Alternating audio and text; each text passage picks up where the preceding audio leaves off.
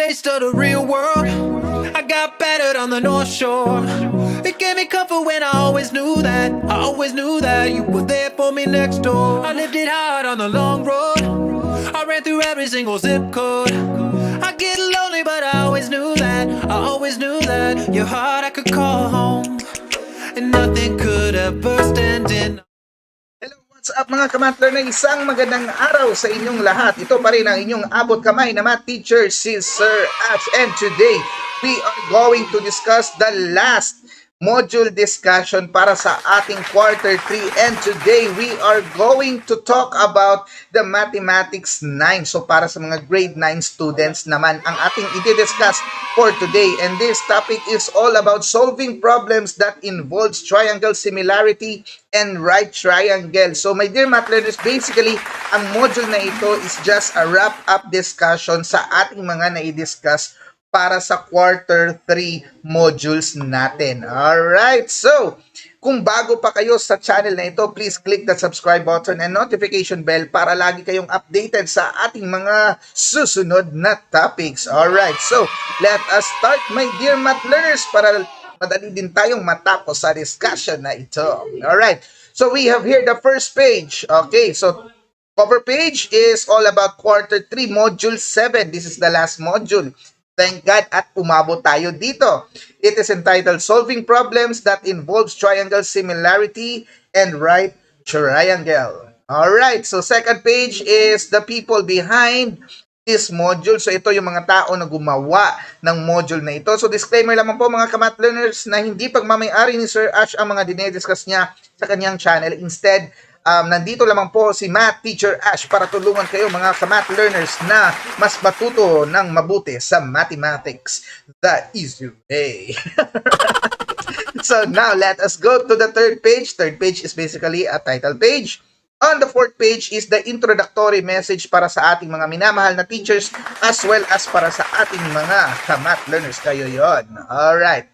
Now let us go to the next part. So what is the fifth page? This is basically the objectives of this module. So the objectives is very simple: to illustrate and solve real-life problems that involve similarity triangle and right triangle. And pangalawa is to demonstrate appreciation of solving real-life problems involving similarity of triangles and right triangles. So I hope you appreciate this topic.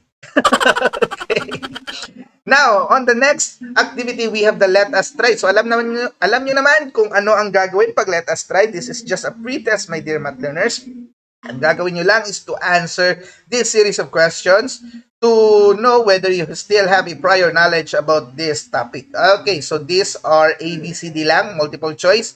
And we have, I think, 15 questions all in all. Okay, so gawin nyo lang ang best niyo, my dear math learners, to answer this questions. Okay, and then after that, we have the introduction of the topic, the let us study part. So, it is an activity. So, we have here, read and understand and explore the problem. Find and use the strategy to solve and to finalize on the solution. Okay, so we have example number 1, my dear math learners. Your classmate, Tia, stands at 4.5 feet long and she casts a shadow of 6 feet. At the same time, the flagpole casts a shadow of 32 feet. Question is, how high is the flagpole? So basically, my dear math learners, this is a problem about shadow reckoning. Okay, so meron akong video about this topic. So, my dear math learners, you can also check that out. But this is very easy. Ang gagawin nyo lang is to use the ratio and proportion about this. So, you can pair the shadow over height or height over shadow is equal to height over shadow. Okay, example, paano yan siya? So, we have this drawing. Okay, ito yung height ni Tia. That is 4.5. Ang shadow niya is 6 feet. So, mas mahaba yung shadow niya kaysa sa height niya. And we don't know the height of the flag, and the shadow of the flag is 32 feet. So, you can have a proportion, or you can make a proportion or a ratio out of this. So, that is the height over shadow is equal to the height over shadow. So 4/5 over 6 is equal to x over 32, and you can apply the cross multiplication to answer or to solve the value of x. Ito yung x. Ito yung height ng ating flagpole. So, of course, nilagyan lang yan ng X because X marks the spot. Okay. So, you have 4/5 over 6 is equal to X over 32. You cross multiply that 1. You will have 6 feet X. Okay. Then, 4/5 times 32. The answer for that is 144. Then, you divide both sides by 6 para makancel yung 6 dito sa 6X para X na lang ang matira. And then, when you divide that 144 divided by 6, the answer is 22 feet. Alright, so napakadali lang isolve ng problem na ito. Example number 2 naman tayo. We have the Boy Scouts are asked to find the width of a river without crossing it. They made the following measurements applying on what they had learned in math class. Okay, so we have here the drawing. Ayan.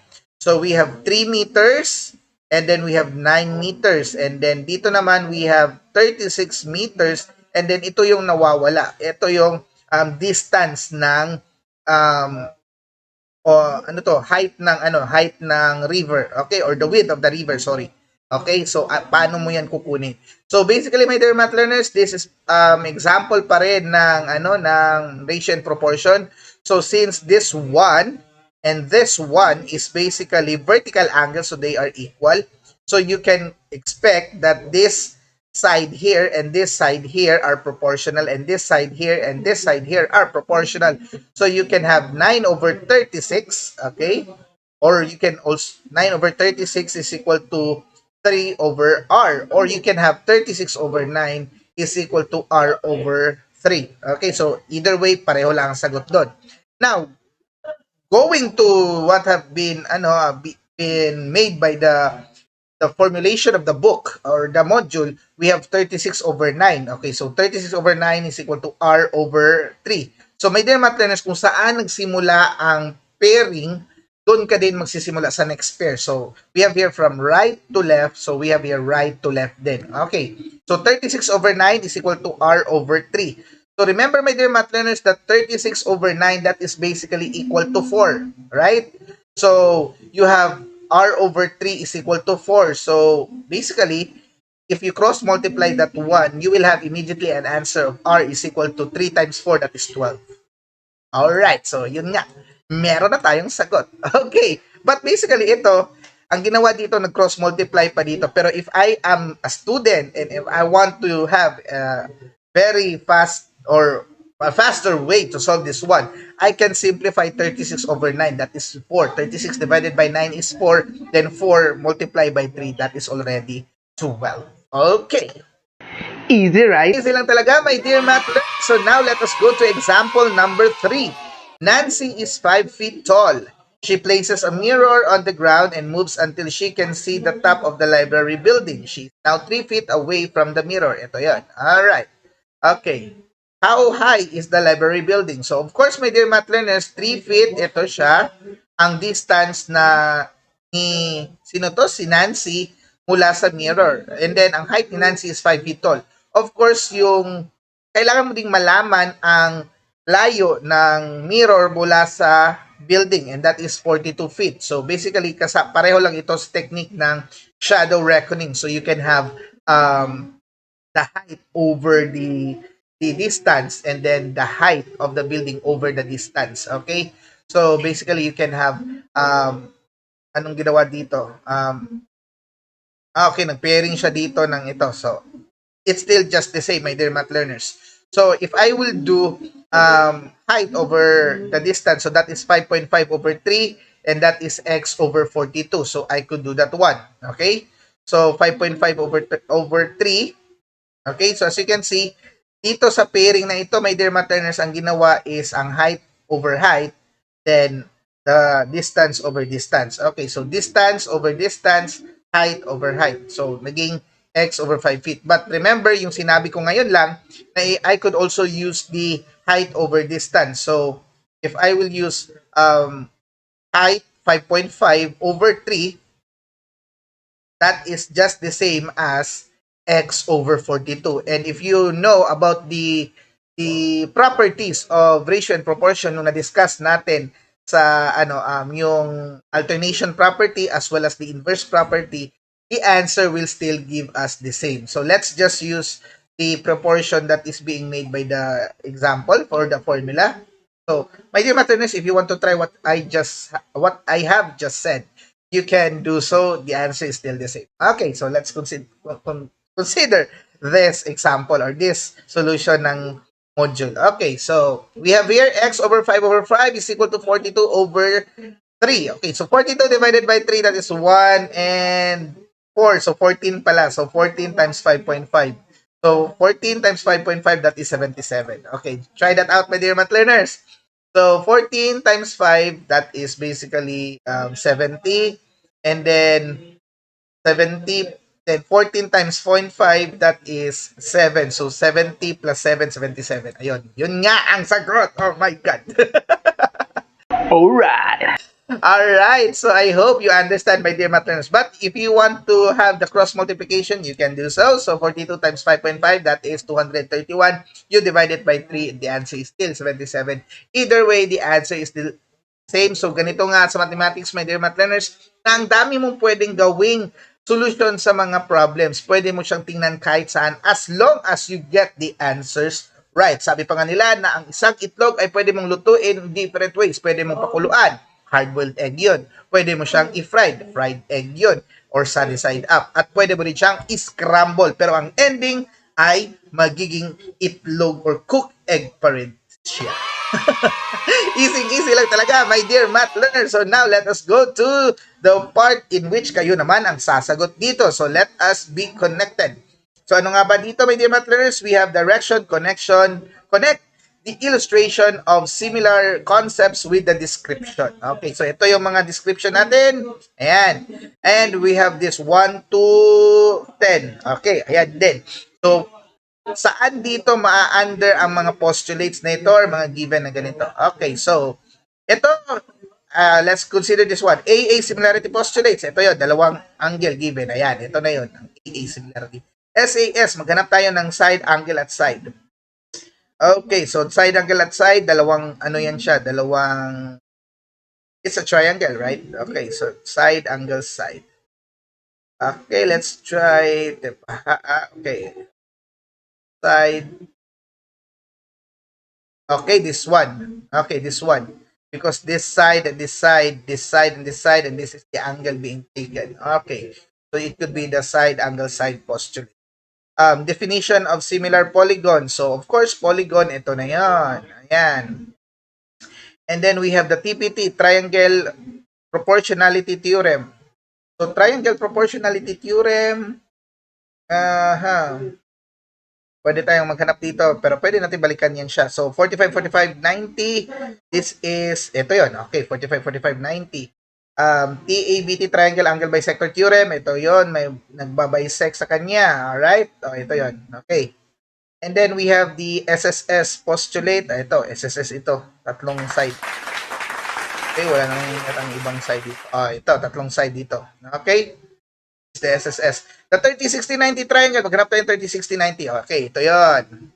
The right triangle similarity theorem, okay, ito yung right triangle na merong small, medium, at large. Ito yon. Okay. The Pythagorean theorem, ito yon. A squared plus B squared equals C squared. Of course, kayo nang bahala sa iba dyan, and I'm sure kaya-kanya na yung sagutin. Easy, right? Easy lang talaga, my dear math learners. So now, let us go to the let us practice more. So these are questions, ABC lamang po ito. So I'm sure kayang-kaya niyong sagutin ito dahil para lang itong, ayan niya, para lang itong, ano tawag dyan, post-test. Okay? So we have here 6 feet tall. She notices that she casts a shadow of 5 feet long. And then, merong building. Tapos, ang building may shadow na 30 feet. Okay? So, gaano katol ang building? Katulad lang ito sa diniscuss natin kanina, my dear math learners. So, I'm sure kayang-kaya nyo na din itong sagutin. And now, we have here let us remember the EGAPS technique. So, to illustrate the given, know what is asked in the problem, formulate the correct equation and solution. So, EGAPS. Alright. Then the theorems, we have here the similar polygons, the AA similarity postulate, the SSS, the SAS, the TABT, the triangle angle bisector theorem, the TPT, triangle proportionality theorem, the right triangle proportionality theorem, And we have the Pythagorean theorem, the 45-45-90, and the 30-60-90 triangle. So I'm sure, my dear math learners, na nalaman na natin ito sa ating mga previous discussion about this module or this quarter. Okay, so now you have your post-test. Okay, itong post-test na ito is just ABCD, but galingan nyo dito, my dear math learners, because the module is assuming na nalaman ninyo or na-understand na ninyo ang inyong mga topics. Okay, so do your best, my dear math learners. Okay, so these are just ABCD lamang po. So, gawin nyo lang ang makakaya ninyo to answer these 15 questions. 50, hindi pala 15, 20 pala. Okay. Easy lang talaga, my dear math learners. But if you do have some questions about these questions or this topic, feel free to put it in our comment section below dahil pag nabasa ni Sir Ash ang mga tanong ninyo, siguradong sasagutin na niya. Alright. And then we have the let us enhance. So this let us enhance is basically a performance task, my dear math learners. So you just need to follow this instruction. So meron kang materials, meron kang task na gagawin, task number 1, task number 2, and then this is where or this is how you will be graded. But for my students, alam nyo na hindi ko na ito pinapagawa because you have your special performance task in every quarter that we have a discussion. Okay, so my dear math learners, I hope you have a wonderful time about our discussion for today. So we also have a continuation about this performance task. So medyo mahaba-haba itong performance task na ito. And then after that, you have the reflection. So complete me. I am happy because in this module, I learned. Ano yung mga na-learn ninyo? Ilagay nyo lang dito. So walang mali at walang tamang sagot dito. Then after that, we have the somehow what are the difficulties you encountered. And then after that, to improve myself, ano ang gagawin ninyo. So, walang mali, walang tama dito. This is just your opinion. So, do your best to answer this with true honesty and ano tawag dyan? Basta. Okay. So, easy lang talaga ito, my dear math learners. So, I hope, my dear math learners, you have a wonderful time about our discussion for today. Ito pa rin ang inyong abot kamay na math teacher, si Sir Ash. And if you think that this video can help other people, feel free to share this video and click that like button para mas marami namang ma-share ito ng YouTube para sa iba't ibang viewers na nangangailangan ng mathematics the easy way. So, lagi niyong tatandaan na masarap matuto ng mathematics kapag marami tayong nagsasama-sama. Thank you so much. God bless and keep safe always. I got a taste of the real world. I got battered on the North Shore. It gave me comfort when I always knew that. I always knew that you were there for me next door. I lived it hard on the long road. I ran through every single zip code. I get lonely, but I always knew that. I always knew that your heart I could call home.